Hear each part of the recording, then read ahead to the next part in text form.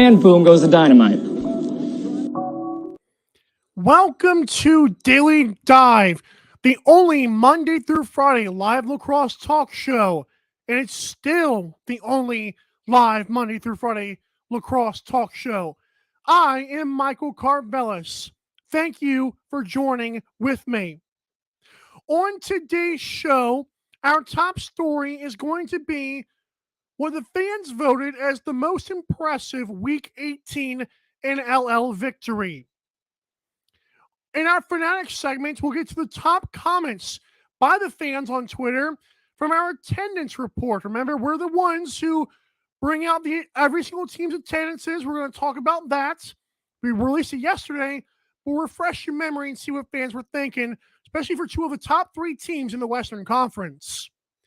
And our last brew, presented by B-Res Coffee Company, what the game of lacrosse needs or doesn't need to keep on growing the game. Because, it's such a fine line to walk when you talk about that kind of stuff, because you don't want to be too critical. We're going to try to break it down for you in segment 3, though.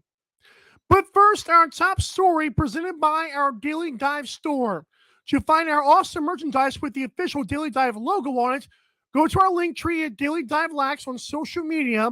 Click that and click our store, and there you will find the awesome merchandise, again, with the official Daily Dive logo on it. So let's get to our most impressive Week 18 win. And I want to show a picture. I think this encapsulates what the fans truly said. So let's go and get to, there it is. Okay. The fans said that the Georgia Swarm were the most impressive wins this weekend. And I say that plural because, of course, they played the Riptide, holding Jeff Teat to 1 assist and 0 goals. And they also shut down the Thunderbirds. They traveled from Georgia to Halifax and did that, which is absolutely insane to me still at this juncture. The other options were Toronto Rock cruising past the banged-up Bandits, San Diego Seals dominating the jet-lagged Roughnecks, and the Rush avoiding collapse in overtime by beating the Vancouver Warriors. But this photo of Craig Wendy and that young girl, I'll call her Caroline for now because I can't pronounce that last name, or I'm hoping to have someone on the show that can help me with that. A little bit of a tease there. But I feel like this photo really helps with that in terms of just flat out showing what the Swarm have been fighting for. And I know this happened earlier in the month or earlier in March, if I'm not mistaken. And someone can correct me if I'm wrong. But earlier in March, we learned that Craig Wendy, of course, to refresh your memory, lost his daughter prematurely, his newborn daughter. And this 11-year-old who he's standing next to in this photo, she starts this movement where she's going to play for the daughter of Craig Wendy that has passed away. It's still a story that blows my mind every time I think about it. It just gave me chills just now. And I'm not just saying that just for clout. Like, that literally just gave me goosebumps when I said that again. So it's really awesome to see an 11-year-old do something like that. And again, it shows you how connected these guys, how much of a personal connection these guys have with fans.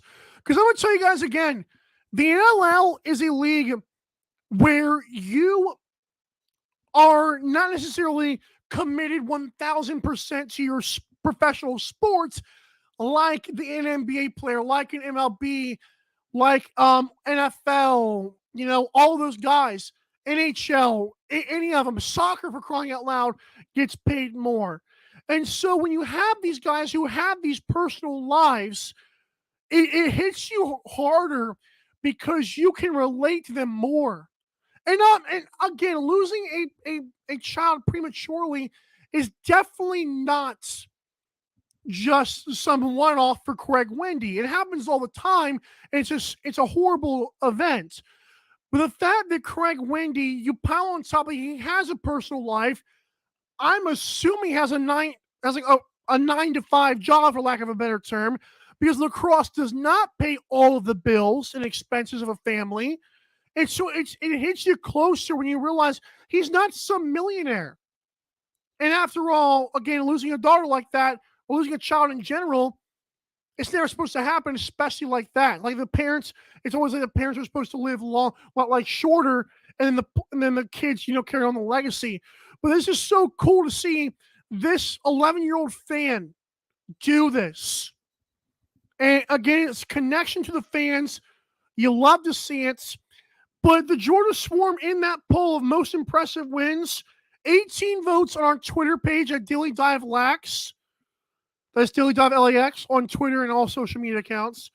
18 votes, and 67% said it was the Swarm. In fact, Pat Gregoire, who's a great follow on social media, is very interactive with the fans, says this is tough in terms of the most impressive wins.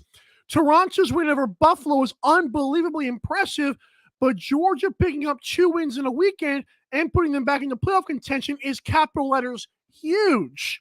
And then Charlie B, the iconic the in-arena announcer, the in-arena host that you are so, like the guy who says Rosie for Toronto, that's what Charlie B is for the Swarm. He said the Swarm are on fire emoji. In sports, it's all about who's hot to win. Let's see if it holds up. That's a great point, Bart Charlie B, because to be fair, if you think about it, in baseball, and this happens a lot in other sports, not just lacrosse and all that, but it happens so much when a team just gets hot. Like the New York Giants beating the 18-0 Patriots is not supposed to happen.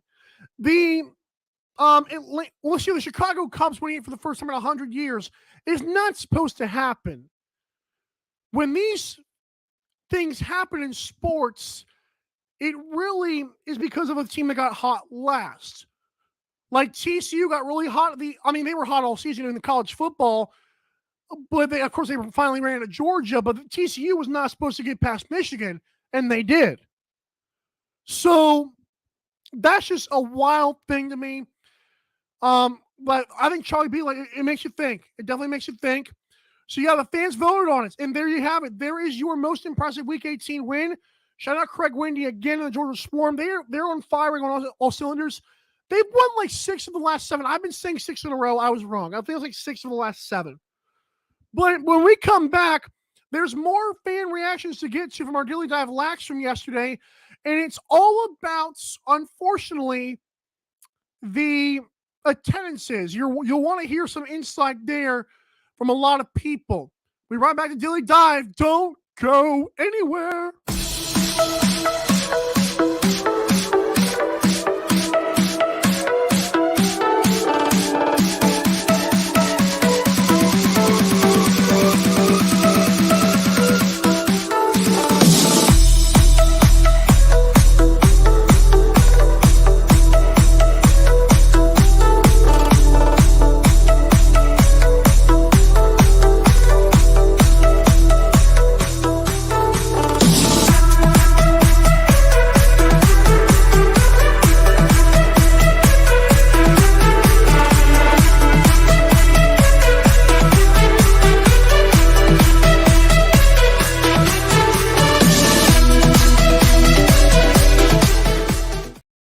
Welcome back to Daily Dive once again here on our Twitter and YouTube pages. I'm your host, Michael Karvelis, saying hello.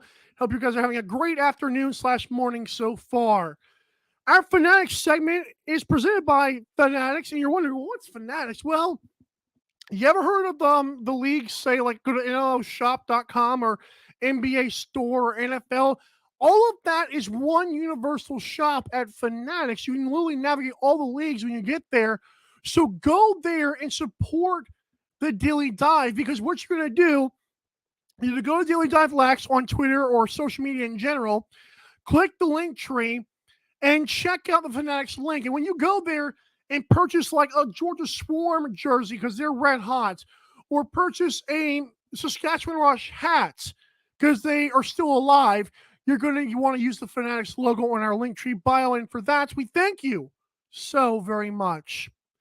Let's get to our top comments from our attendance report. And remember, every single week on this show, from my belief since like week 2 or 3, we have released the entire attendances for all these NLL teams. And week 18 was no exception, as you'll see on the bottom of your screen. We announced this yesterday, but there was some awesome stuff going on with the comments around this, and it was just absolutely incredible.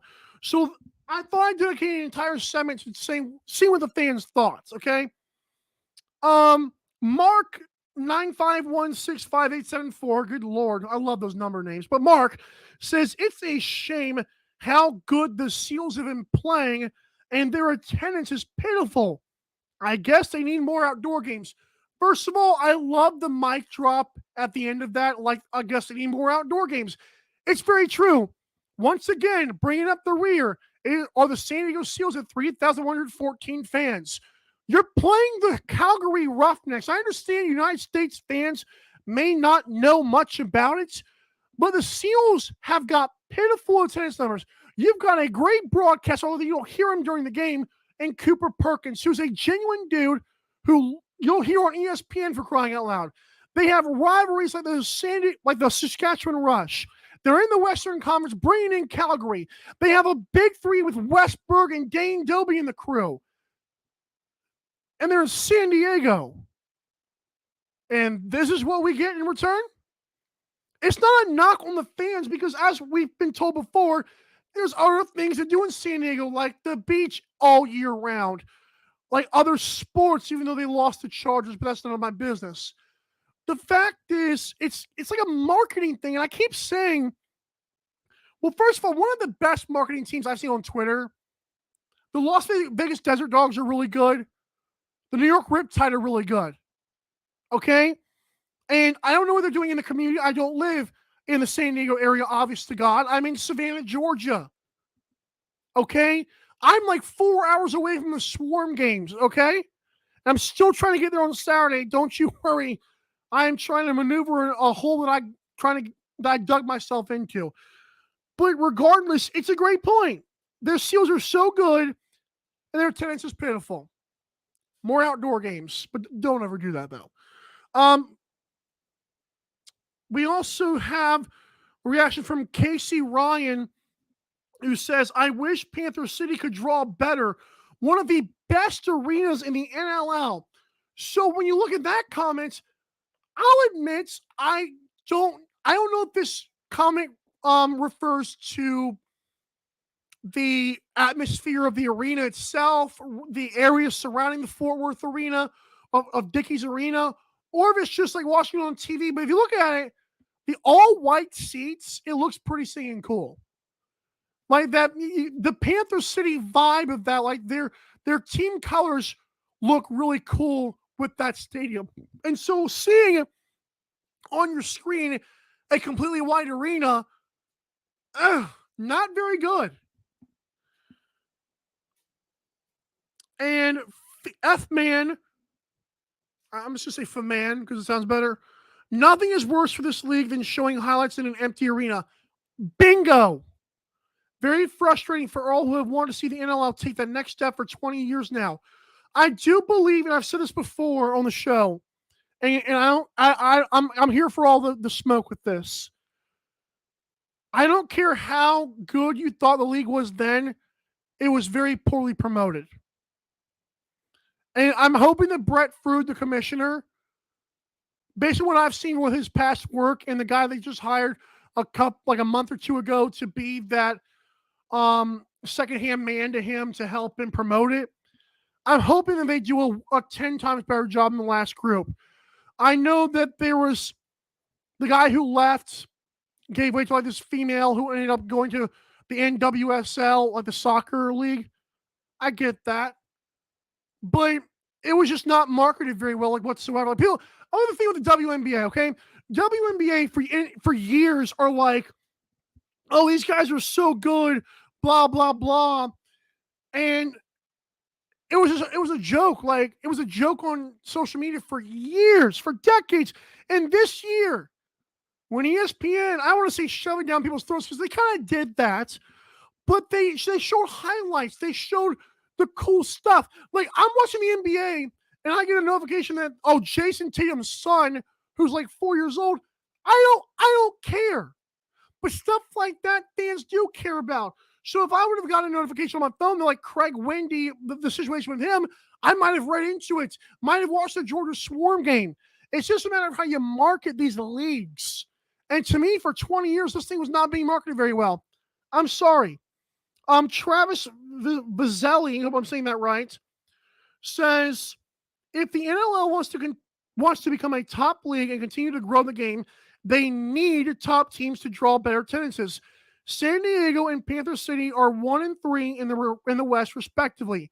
Their attendance numbers are embarrassing and just sad. Yeah, no, I agree. The Panther City always bringing up the rear. They're the ones who bring up the rear. And here's some more stuff.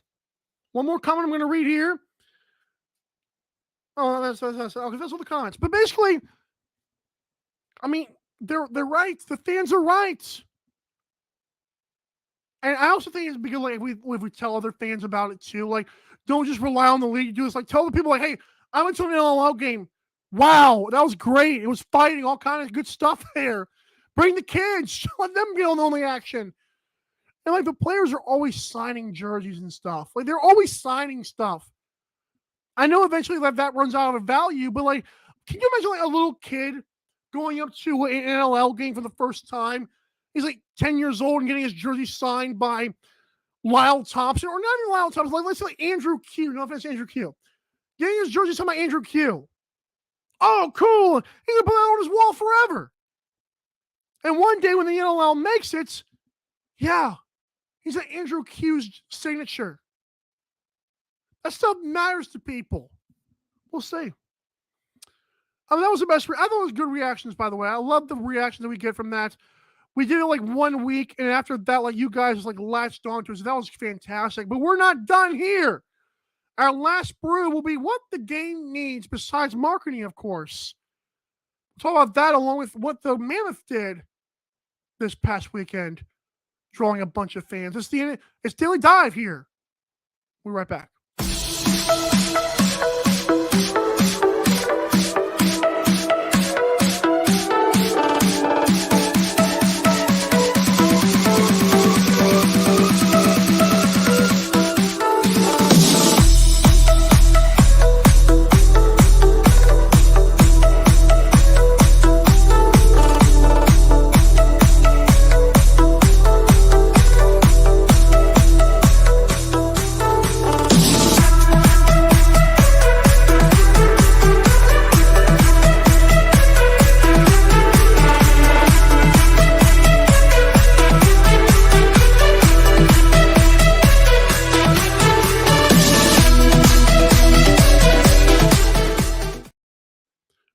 Welcome back to Daily Dive here on our Twitter and YouTube pages. I am Michael Karvelis, saying hope you guys are enjoying the show, and we're almost done with it, so it's too late now. You might as well stick to the end, right? Last brew presented by B-Res Coffee Company. Code Daily Dive at checkouts. What does the game need? I want to first get into a comment that inspired this. I hope I can find it quickly here on this Facebook group. But the comment said, I knew it. Long story short, I wish I could have had the guy's name like verbatim, but of course I didn't. I'm sorry. It was one of those lacrosse discussion groups on Facebook, and he said that Kyle Matisse setting the screen for the Philadelphia Wings deserved a stat. And it got me thinking the more I saw this, and let me see if I can find it one more time, because I don't want to just let this go by the wayside. It should be pretty recent. He basically said like it should be a stat. Like on Joe Rosatieri's game-winning goal against the Rochester Nighthawks, it was pretty cool to see Kyle Matisse set an awesome screen. And so you wonder, should there be an official stat? And the reason why I like that actually, and yeah, I can't find it. I'm gonna go back and apologize to this Joker. That's just sad. Whatever. The point is, that's a good way to grow the game. And you're like, well, why? Like, what does a stat got to do?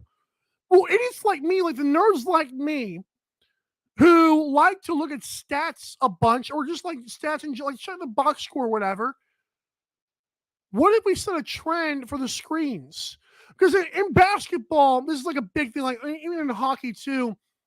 Like we're setting screens, and guys are getting wide open. Like how many times have we seen Tom Schreiber go around a guy and just whip it in from way out, and that was caused by a screen. So I like the innovative stats part of it. I know we got guys like Cooper Perkins, among others, on that you can find on social media that do a really good job of the stats. Like Cooper Perkins, I know on his website, he breaks down a lot of the analytical stuff, and that matters to people for God knows whatever reason it does. And it brings like for a different aspect of the game. Here's another thing I like, and it's in the stats discussion, okay?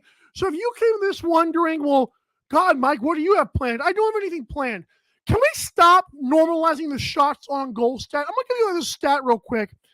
Let me know what you think about this, okay? We're going to NLLstats.com, and I'm going to look at the top point getters, okay? Jeff Teat, 115 points. Dane Smith, 109. Mitch Jones, 105, which God, he's been insane with that team, with the Wings. Tom Schreiber, 104, right? Those are cool and all. Did you know Tom Schreiber has an 18.6 shot percentage? And I've heard pushback on this stat before. I've heard some pushback that, oh, well, that matters. And I understand like the shots on goal, because shooting percentage basically like the goals of the shots on goal, right? So people are like, oh, it doesn't count, this doesn't count. Well, forget it. The one thing that I would push back on the shots on goal stat needing to be said is to create a rebound. But we're not going to tell the rebound stats of anything. We're just calling them loose balls every single time. I think we should have like an offensive and a defensive rebound, like an offensive loose ball and a defensive loose ball. That would sound a lot better than just a loose ball. Okay, where'd that come from? Like offensive loosies and defensive loosies, O loosies and D loosies. That can work. But shots on goal, when you see like Tom, like listen to this stat, how dumb this would sound, okay? Last week, the Riptide played the Swarm. This was brought to my attention. I thought it was a wild stat. The Riptide played the Swarm. Lyle Thompson. Hold on. Lyle Thompson had 10 shots on goal. Wow, that's really cool, right? Yeah, no goals and only 1 assist, okay? As great as Lyle Thompson's been the last few weeks, that was not a good game. Sorry. Let's look at Jeff Teat for the sake of argument, right? Oh, Jeff Teat, number 51, the greatest player in lacrosse, right? He had 12 shots on goal, and yet 0 goals, and his team scored 7. We got to stop doing that. I know the whole topic here is what the game needs. I don't think we need to promote like stuff like that. I mean, like there's like every time the NLL posts a stat, it's like he had 10 points with 5 goals, 5 assists, and 12 like 13 shots on goal. That is cool, but what if like Jeff T led the way for the Riptide with 12 shots on goal and he scored none? What the heck does that matter? It means nothing at that point. Your team lost, you only scored 7, and you had no goals. So what the heck is 12 shots on goal? What does that have to do with anything? Unless we're doing the correct stats like offensive loosies and defensive loosies. Like when it bounces off and your own team picks it up, you're an offensive loosie. Yeah, that makes your shots on goal look better. Also, this was interesting. The Colorado Mammoth had 9,798 people show up, and I thought this was an interesting scene. Well, not interesting scene. This was from